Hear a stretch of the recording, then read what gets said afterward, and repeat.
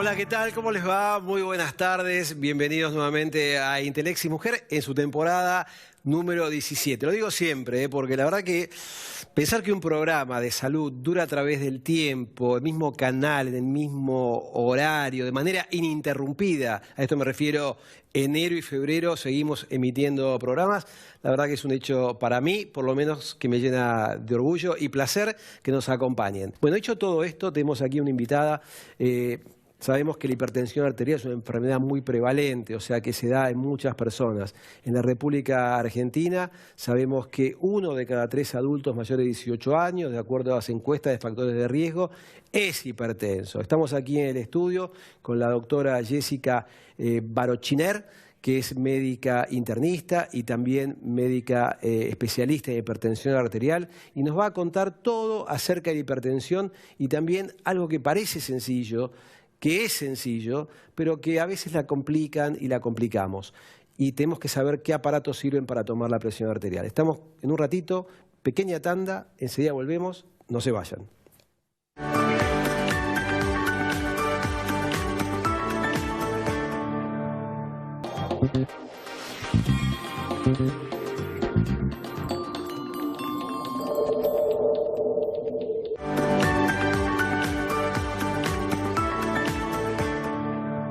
Hay enfermedades que claramente se manifiestan con síntomas o signos.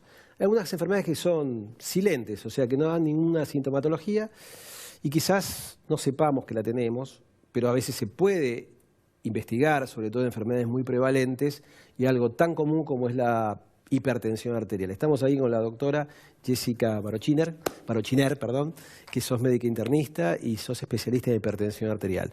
A ver, te pregunto, para ser especialista en hipertensión arterial, ¿tenés que ser médico clínico o podés ser cardiólogo? Sí, en realidad son varias las especialidades grandes que pueden abordar la temática de hipertensión arterial. Las más comunes son la clínica médica y la cardiología, pero puede accederse también a través de la nefrología, la endocrinología. Digamos, son varias especialidades que toca la hipertensión. Bien, mucha gente se pregunta si hay una causa concreta de por qué una persona tiene presión alta. En realidad, el 95% de los hipertensos, es decir, la gran mayoría, tienen lo que se llama hipertensión multifactorial, donde no hay una única causa que explique la hipertensión, sino que se van sumando múltiples factores. Tiene que ver con la herencia, con la carga genética. La edad es otro factor que, a medida que avanza, contribuye a que se desarrolle hipertensión. Los hábitos de vida, el tener sobrepeso, el fumar, el ser sedentario, el tomar alcohol en exceso, el comer con exceso de sodio, son todas cuestiones que se van sumando y que aumentan la probabilidad de que una persona se vuelva hipertensa. Si uno mira el mundo y uno mira la Argentina, comparativamente con el resto del mundo, ¿Argentina tiene una población más hipertensa que algunos lugares o está en la línea media? Estamos más o menos en la línea media. La realidad es que la hipertensión es la enfermedad crónica más prevalente en todo el mundo. Si miramos todo el mundo hay más de 1.000 millones de hipertensos. Como señalabas al principio, en la Argentina 1 de cada 3 adultos es hipertenso. Esa cifra es similar, digamos, alrededor del mundo. Y una cosa importante a mencionar es que al ser silenciosa, se la llama el enemigo silencioso, si uno no va activamente a conocer su presión, a controlarse la presión, puede ser que durante mucho tiempo sea hipertenso y no se entere. Bien, ¿hay mayor prevalencia en hombres o en mujeres? Antes de la menopausia es más prevalente en hombres, luego de la menopausia las mujeres equiparan e incluso superan en prevalencia a los hombres. ¿Hay chicos que son hipertensos? Sí, existe la hipertensión en la infancia y en la adolescencia y lamentablemente es cada vez más común por los hábitos de vida que han ido cambiando, el sedentarismo, la obesidad infantil, el estar todo el día con la Play, con la tablet, contribuyeron a que cada vez más chicos sean hipertensos y eso hay que pesquisarlo también en el consultorio de pediatría. Bueno, eso es interesante lo que vos decís, ¿no? Porque uno piensa que la toma de presión está solamente reservada para la gente adulta. ¿A partir de qué edad es aconsejable la toma de presión? Se recomienda en el control del niño sano a partir de los 3 años ya empezar a medir la presión arterial. y se encuentra qué porcentaje de chicos puede ser hipertenso. El porcentaje es muy bajo y en general coexiste con alguna comorbilidad, por ejemplo, chicos que tienen enfermedad renal, en esos casos es más común, pero en comparación con el adulto claramente es una prevalencia muchísimo menor. Con respecto al consumo de sal, porque hay gente que dice, no, pero esto de la sal, ¿Hay evidencia clara científica de que el consumo de sal aumenta la presión arterial? Sí existe evidencia y es importante también tener en cuenta que hay personas que son más sensibles a la sal que otras.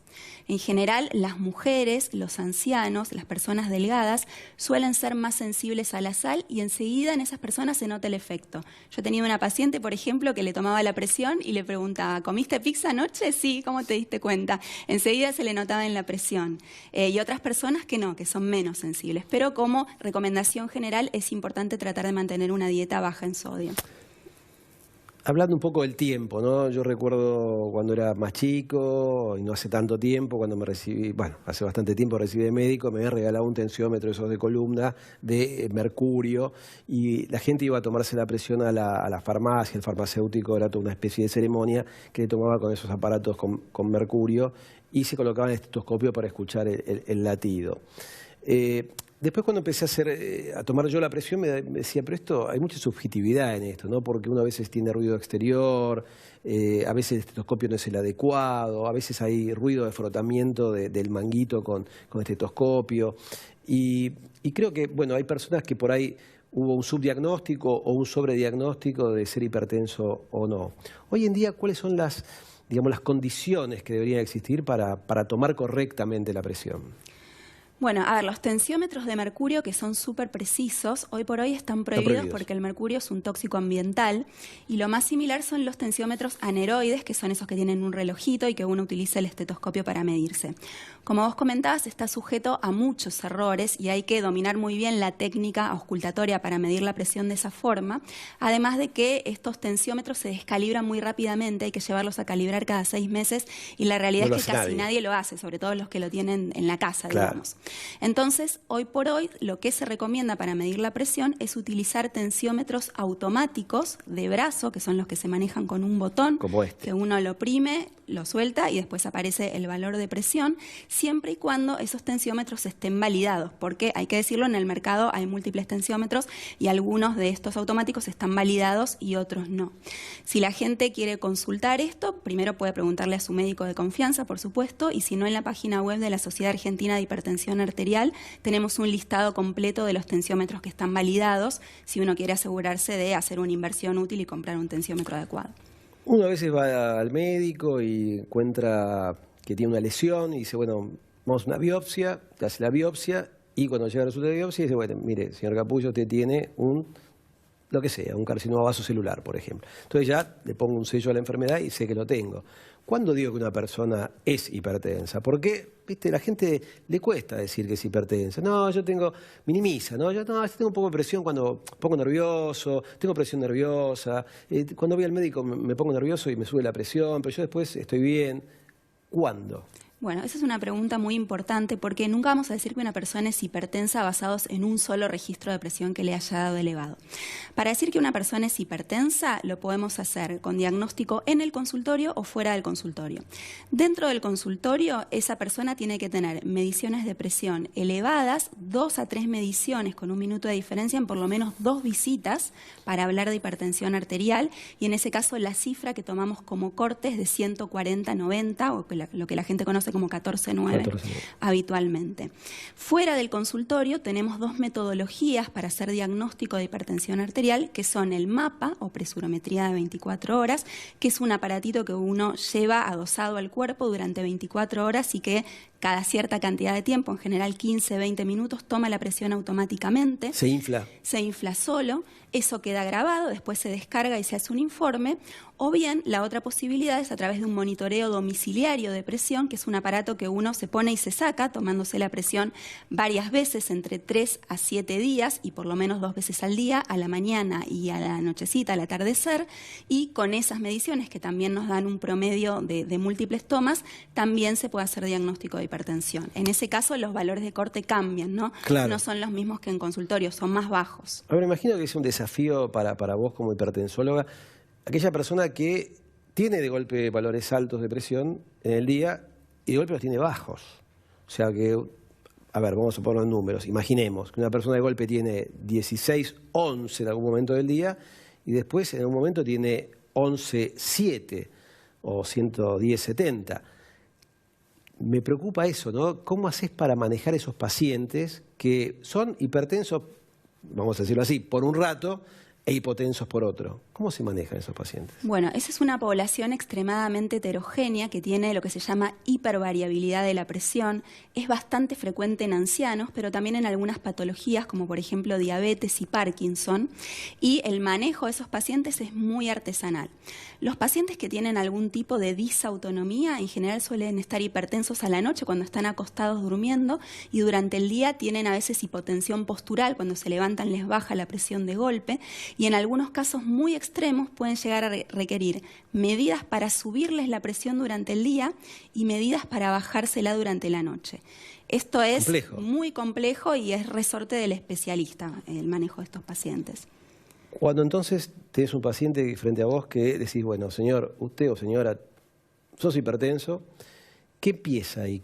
¿Cuál es el camino? ¿Hay una medicación? ¿Hay que tomar 2 medicamentos, 3? ¿Hay que ir regulando? Porque a veces uno dice, bueno, tengo dolor, tomo un analgésico, me calmó el dolor, funcionó. ¿Cómo haces con el tema de la presión?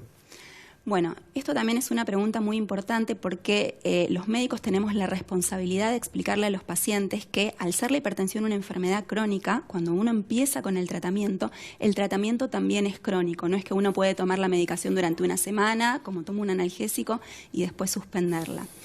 La cantidad de medicación se tiene que adecuar a la cantidad de presión que tiene el paciente y también a su riesgo. Si es un paciente ya desde el vamos de alto riesgo, por ejemplo una persona que ha tenido un infarto o que ha tenido un accidente cerebrovascular, vamos a tener que empezar a medicarlo de inicio, no hacemos pruebas a ver qué pasa con la dieta y la actividad física, si con eso logramos regular la presión, sino que hay que medicarlo, y en esos casos de alto riesgo solemos empezar con combinaciones de drogas, en general 2 drogas, preferentemente en un mismo comprimido para aumentar la adherencia, porque si empezamos a dar múltiples pastillas es más probable que el paciente se olvide de tomar alguna.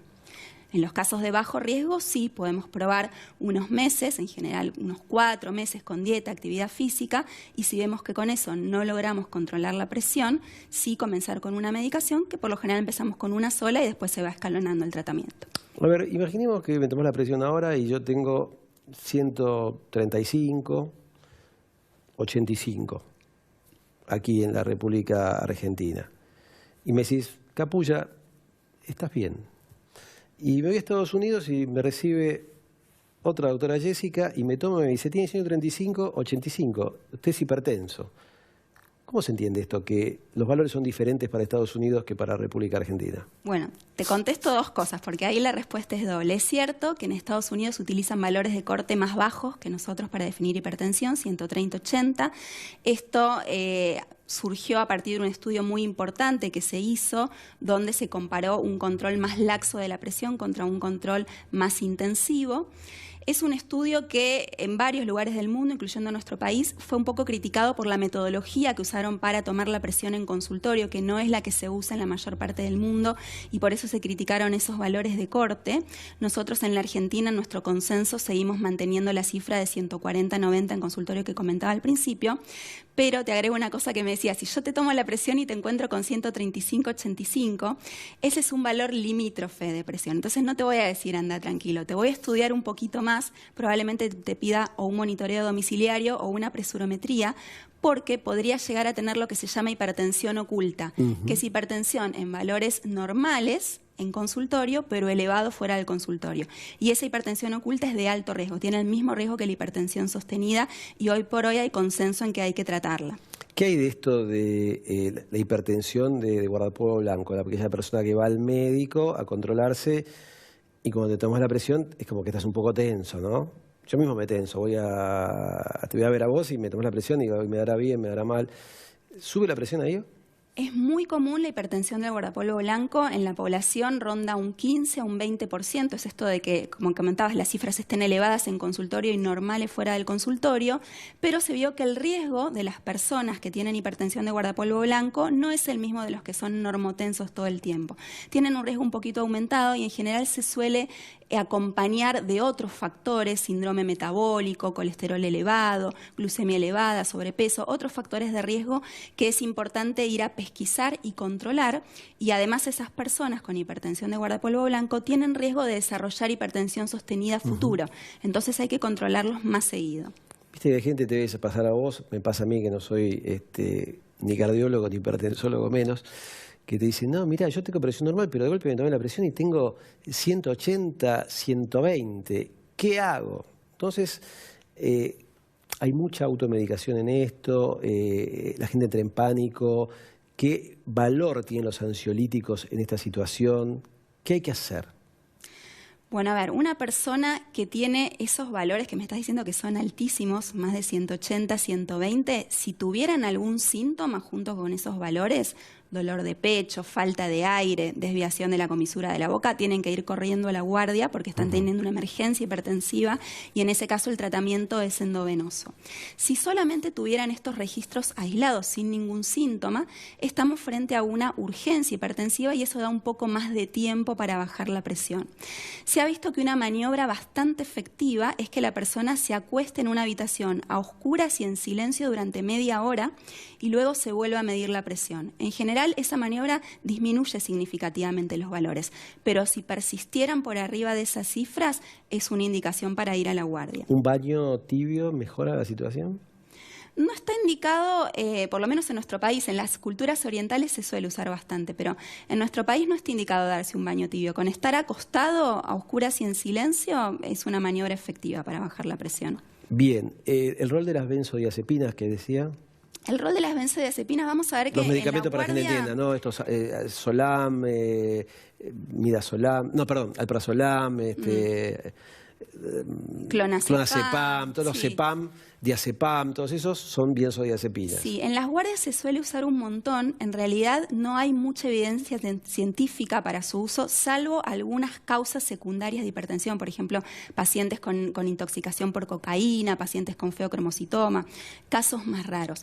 Si no, es importante que la gente comprenda que las benzodiazepinas no forman parte del tratamiento antihipertensivo. Claro. En una persona que además es muy ansiosa puede ayudar, puede bajar un poco las revoluciones. Pero cuando viene un paciente y me dice, yo tomo enalapril, amlodipina y clonazepam. Bueno, el clonazepam no es parte de su tratamiento antihipertensivo. Yo quiero, antes de terminar el programa, que nos expliques más o menos rápidamente cómo debería tomarse la presión a una persona, en este caso a mí.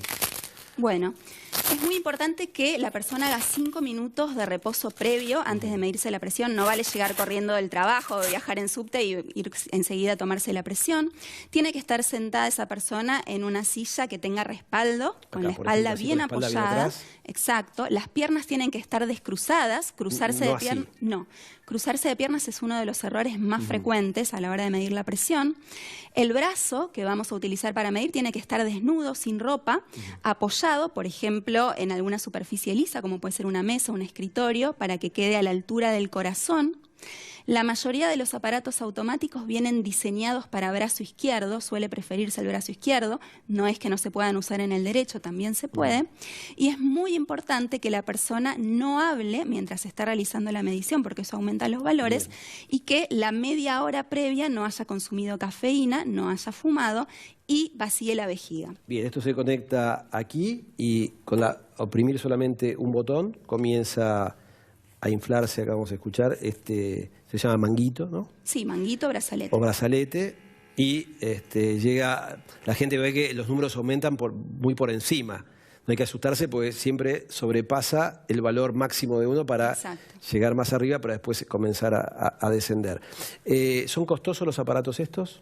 Hay de todo. En general los que están validados, que son los que tenemos que comprar, que decíamos al principio, son un poco más caros que otros, pero la verdad que es una inversión en salud, me parece que vale la pena. Y la pregunta, ¿cada cuánto una persona debería controlarse la presión? Porque, viste, las personas grandes a veces se compran el aparato y están todo el tiempo jugando la pareja a ver cuánto le da al ratito, se van pasando el tensiómetro, ¿no? Tengo matrimonios así de pacientes. A ver, no hay que obsesionarse, no hay que entrar en un círculo vicioso de medirse la presión en una persona que no no es hipertensa, el control periódico de salud incluye la medición de la presión arterial una vez al año. En una persona que es hipertensa y que todavía no logró las metas de presión, los controles van a tener que ser más seguidos y los vamos a citar en el consultorio una vez por mes hasta que logremos regular la presión. Y una vez que la persona ya está adecuadamente tratada y su presión estabilizada, cada 3 meses se recomienda hacer esto que te comentaba, un monitoreo domiciliario de presión, que lo puede hacer el propio paciente con su aparato en la casa. Bueno, clarísimo, gracias Jessica, muy amable. Bueno, se nos fue el tiempo. Interesantísimo, aprendió seguramente, es importante. Para eso estamos acá, para que aprendamos juntos. Les mando un cariño a todos, nos vemos como siempre los jueves, aquí a las 19 horas en Intelexis Mujer. Espero que me acompañe mi compañera Fernández Barrio. Chao.